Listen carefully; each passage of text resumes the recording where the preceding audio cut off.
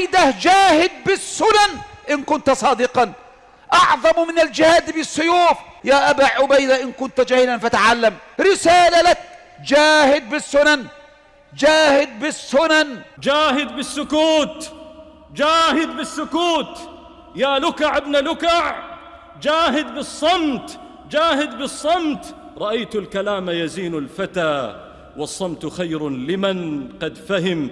من حصاد الأربعين أيها السادة أن الهداية عزيزة، الهداية مكتسب عزيز. لذلك أكثر سؤال تردده كل يوم: اهدنا الصراط المستقيم.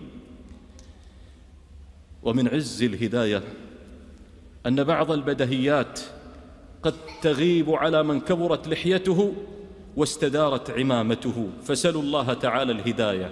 ليس عليك هداهم ولكن الله يهدي من يشاء.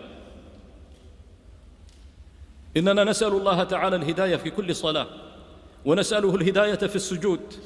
وكان سيدي صلى الله عليه وسلم يستفتح صلاة الليل بسؤال الله تعالى الهداية: اللهم رب جبرائيل وميكائيل وإسرافيل عالم الغيب والشهادة أنت تحكم بين عبادك فيما كانوا فيه يختلفون، اهدني لما اختلف فيه من الحق بإذنك.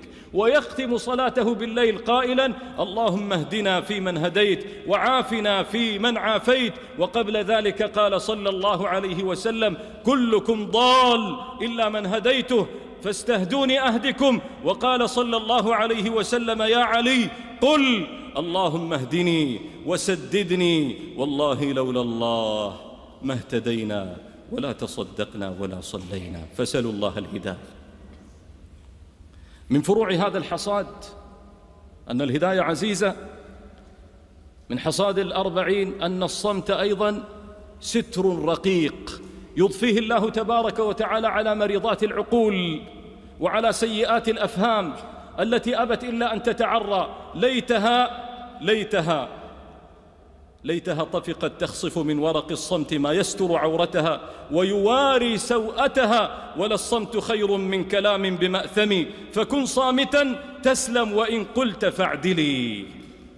لذلك من هنا أقول: يا لكع يا ابن لكع، جاهد بالسكوت، جاهد بالسكوت.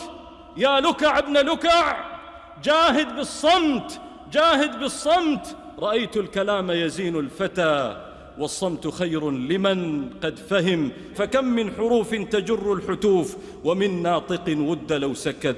من كان يؤمن بالله واليوم الآخر فليقل خيرا أو ليصمت. قال أبو بكر رضي الله عنه: هذا الذي أوردني الموارد وأمسك بلسانه.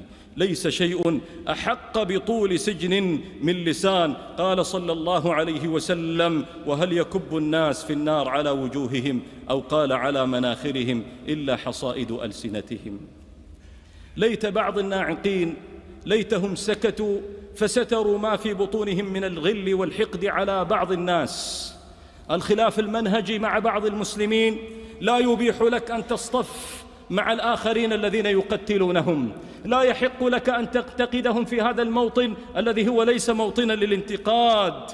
والصمت أجمل بالفتى من منطق في غير حينه. كل امرئ في نفسه أعلى وأشرف من قرينه. رحم الله امرأ تكلم فغنم أو سكت فسلم.